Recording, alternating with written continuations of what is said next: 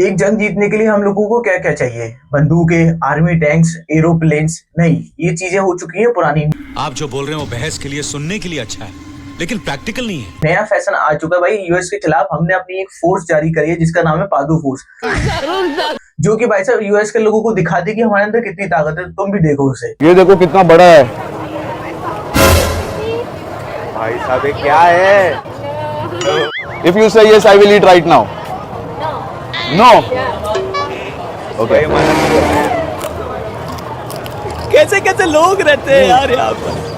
भाई साहब ये क्या खा रहा है? अरे हट रहा है यार, जंगली का गोल खा। हाँ गाइस, मैं इन्हीं लोगों की बात कर रहा हूँ। इन लोगों को भाई कोई नहीं रोक सकता। यूएस वाले तो भाई इनको देख के वैसे ही डर जाएंगे, क्योंकि हमें सिर्फ इनको यूएस के बॉर्डर पे पहुंचाना है। वहां पहुंचने के साथ ही उनको पादू पकौड़ा, ये क्या है, ओरियो पकोड़ा, मैगी, बिरयानी खिला के उनके पेट की ऐसी तैसी मार देंगे। उनके अंदर हिम्मत नहीं रहेगी हमसे जंग जीतने की। तो इसी बीच में अब जंग की बात तो हो गई, अब थोड़ी घर की बात भी कर लेते हैं। भाई साहब, देश का होने वाला है राशन खत्म। डिप्रेशन भाई 1-2 दिन का बस स्टॉक बचा है। क्यों खत्म हो रहा है इसकी वजह भी मैं तुम्हें दिखाता हूँ। दोस्तों, मेरी तबीयत खराब है, लेकिन मैं ना अपनी बहन के घर घूमने आया हुआ हूँ। मेरी बहन कह रही है बता नाश्ते में क्या खाएगा। अब मेरी तबीयत खराब है, तबीयत खराब में इंसान क्या ही ज्यादा खा सकता है। हाँ सही बात है, इस तबीयत खराब में इंसान क्या खाए? ज्यादा कहाँ है खाना, थोड़ा बहुत ही। तो आप जिस दिन तबीयत आपकी ठीक हो, आप ज्यादा खाना खा लेना, ग्लोबल वार्मिंग भी आ जाएगी और देश के अंदर भूखमरी भी फैल जाएगी। इसी बहाने देश थोड़ा बहुत उसका गरीब भी हो जाएगा। कोई बात नहीं है। मुझे ऐसा लगता है इस आदमी को हमें खाना नहीं देना चाहिए। क्यों? क्योंकि इसको खाना नहीं दोगे तभी देश स्टेबल चल पाएगा। बात तो सही है।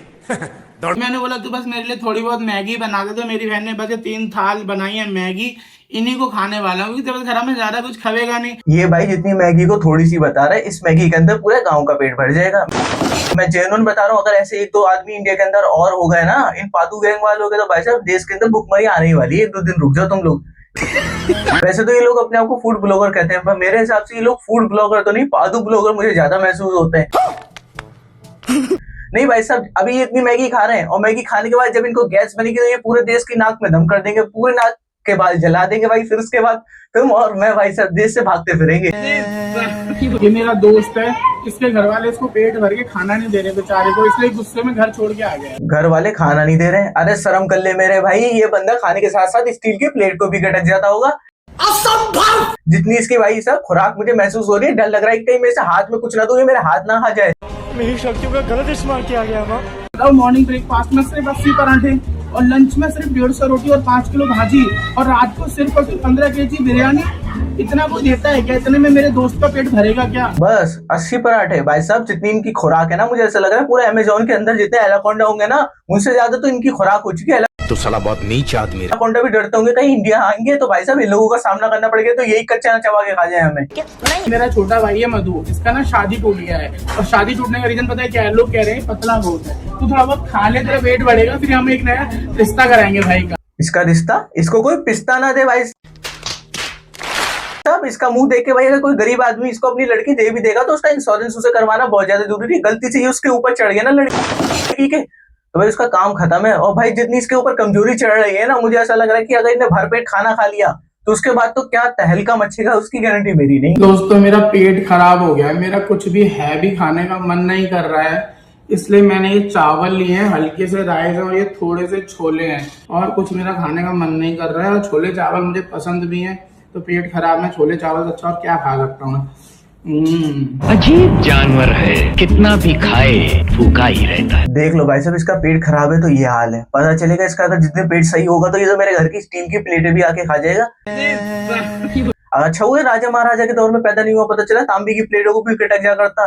देश में तो भुखमरी के हालात पैदा कर देता ये तो मुगलों के दौर में। पकोड़े के अंदर ओरियो है, आपको यकीन नहीं आ रहा? एक और दिखा देता हूँ, ये देखिए लोग कुछ भी कर रहे हैं, और ऐसा नहीं कि अब से हो रहा है, कोई रिसेंटली है। भाई ने बताया कि 15-20 साल से लोग यहाँ पे ओरियो के पकोड़े खा रहे हैं, और बच्चों के फेवरेट। मेरे प्यारे बच्चों, ओरियो को देश में आए हुए अभी 10 साल हुए हैं और 15-20 साल से चच्चा भाई साहब ओरियो के बिस्कुट बना के बेच रहे हैं। नहीं भाई, इतना काटो कि भाई साहब हजम तो हो जाए। इतना मेरी एक्स ने मेरा नहीं काटा जितना आप ऑडियंस का काट रहे हो।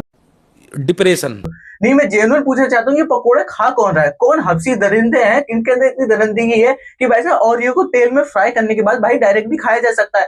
बट नहीं, हमारी एक क्रिंज क्रिएटर फूड ब्लॉगर्स पादू गैंग कैसे मान जाएगी? यूएस जाके उनको भी तो खिलाना है, तभी तो हम जंग जीतेंगे। तो अभी यहाँ तक बात हो रही है, यूएस की बात आ गई तो भाई साहब मैं सोच रहा हूँ दुबई से भी अपना कॉम्पिटिशन होना चाहिए। तो भाई चलते हैं बुर्ज खलीफा के पास। दुबई वाले खाली बुर्ज खलीफा को देख सकते हैं, पर इंडिया वाले खा भी सकते हैं। तो यहाँ पे लगने जा रहा है वर्ल्ड का बिगेस्ट बुर्ज खलीफा गोल। वाह क्या बात है। अब मुझे समझ आया कि दुबई वाले हमारी होल्ड क्यों नहीं कर पा रहे। उन्होंने बुर्ज खलीफा बनाई और हमने बुर्ज खलीफा की सस्ती कॉपी ये वोल्केनो बना के भाई खाने की हिम्मत है हमारे अंदर। उनके अंदर हिम्मत नहीं है वो ऐसी बुर्ज खलीफा वाली बिल्डिंग बना के और खा के दिखा दे। बस 19 और 20 का ही फर्क है इन दोनों बिल्डिंगों में। तू कहाँ है भाई, किधर है? ज्यादा कोई जेन्युइन फर्क नहीं मुझे महसूस नहीं होता। बाकी अब दुबई को भी हम कुछ दिनों में पीछे छोड़ने ही वाले हैं।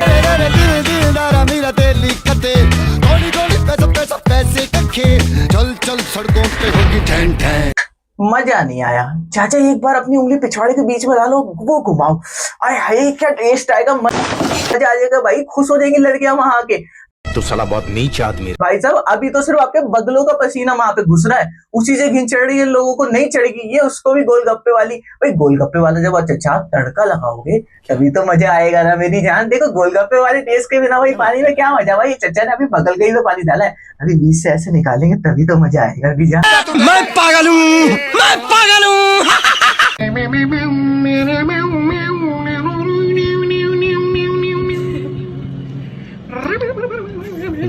क्रिएटिव लोगों की हमारे यहाँ कमी नहीं है। इस भाई को अपनी दरिंदगी वाली जो हवस थी वो पूरी करनी थी, तो भाई ने इतना मोटा गुलाब जामुन बनाया।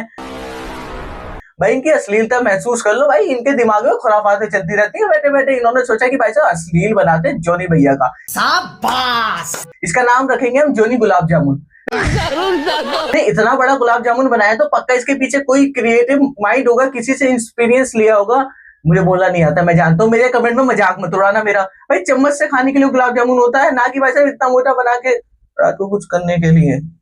हो सकता है कुछ करने का मूड हो इनका। मैगी बनेगी सेंटा में, पानी नहीं डल रहा है, पानी में मैगी बनती है हर जगह, यहाँ बनती है फेंटा में मैगी। और आप बिल्कुल सही सुन रहे हैं, फेंटा के अंदर मैगी डाली जा रही है। बेचारी मैगी भी सोचती होगी इंडिया में मुझे लॉन्च करके मेरे ऊपर सबसे बड़ा अत्याचार हुआ है। मैं आपसे कुछ मांग सकता हूँ? जितने हमारे यहाँ लोग नहीं रहते उतने तरीके की हमने मैगी बना दी है। अब भाई फेंटा के अंदर मैगी बना के भाई हम इसे अपने पिछवाड़े में डाले, कहाँ डाले? भगवान तेरी लीला अपरंपार है। तुम ही जेन्युइन मुझे बता दो भाई। मुझे इसके टेस्ट का तो नहीं पता, पर खाने के बाद इनकी संडास के मैं कलर जरूर बता सकता हूँ। 2-3 कलर ये अलग प्राकृतिक इनके अंदर से कलर निकलेंगे तो ये रेनबो क्रिएट करने की वजह से, अरे आप समझाइए, मैगी आपका रेनबो क्रिएट कर देगी। ये जो क्रिएटिविटी है ये रेनबो इंद्रधनुष बनाने के लिए करी जा रही है। तो अभी तक तो ये यहाँ तक सीमित है।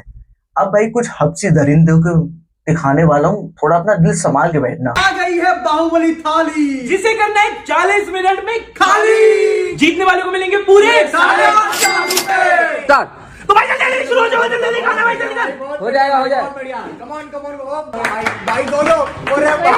ऐसे ही नरभक्षी प्राणियों की वजह से देश के लोग अपने आप को सेफ फील नहीं कर पा रहे। भाई साहब पूरे देश के हिस्से का खाना तो ये एक बार में लपेट लेते हैं। मुझे एक बात है, इतनी हवस में इतनी जल्दी में खाना खा के करना क्या है? नहीं भाई साहब तुम एक रोटी दाल तो मुंह के अंदर रहे हो, निकालोगे भी वैसे ही क्या? रीयूज करना चाहते हो? रिसाइकिल करके रोटी को आराम से यूज करके फिर दोबारा खा ले क्या? मुझे तो भाई साहब इनकी मनसाओं पे भी अब शक होने लग गया है कि भाई साहब ये फूड ब्लॉगर है, ये पादू गैंग के रो एजेंट तो नहीं है कहीं। थोड़ा सा रूल है इस गेम को खेलने के लिए कि आपको उस भेल को कम से कम 15 मिनट तक खाते रहना। 15 मिनट से पहले खत्म हुई तो आप गेम से बाहर। इतना कर पाने में अगर आप सक्षम रहे तो हमारी तरफ से आपको एक सर्टिफिकेट मिलेगा और कहा जाएगा कि आप मिर्ची महाराज। माँ मुझे 4-5 करोड़ रुपए मिलने वाले हैं। ये क्या है? माँ मैंने मिर्ची महाराज का मुझे सर्टिफिकेट मिलेगा। इसके बाद माँ मैं यूएस जाऊंगा, मेरी गूगल में नौकरी लगने वाली है। माँ मोदी जी की कॉलेज, मोदी जी, अरे मिर्ची महाराज का सर्टिफिकेट है मेरे पास, टेंशन मत लो मोदी जी, अब की बार इलेक्शन जीतेंगे अपने। अभी ये है सागर के स्टाइल में। इनके खाने के टेस्ट का ओरिजिनल आइडिया आया कहाँ से ये तो मुझे नहीं पता, बट सब्सक्राइब वाला बटन तुम्हारे लिए है और फॉलो वाला भी तुम्हारे लिए, लाइक भी कमेंट भी। तो भाई साहब जल्दी से कर दो प्यारा सा यार, कमेंट करके जाना, मुझे गाली मत बकना। बहुत सारे लोग आजकल बक रहे हो भाई साहब, मैं रोस्ट करता हूँ तुम्हारे लिए। तो मिलेंगे एक नेक्स्ट मसालेदार रोस्ट में।